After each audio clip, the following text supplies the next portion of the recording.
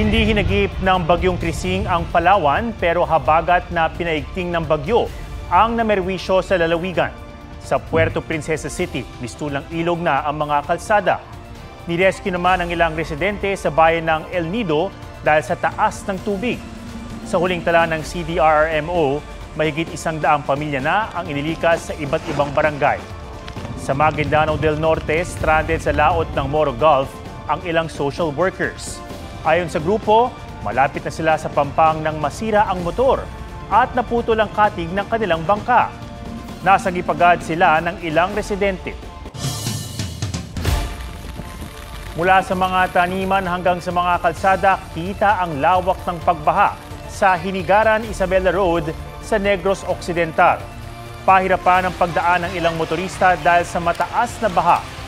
Pinerwisyo rin ng matinding baha ang mga motorista sa bayan ng Kalintaan, Occidental Mindoro. Huwag magpahuli sa mga balitang dapat niyong malaman. Mag-subscribe na sa GMA Integrated News sa YouTube.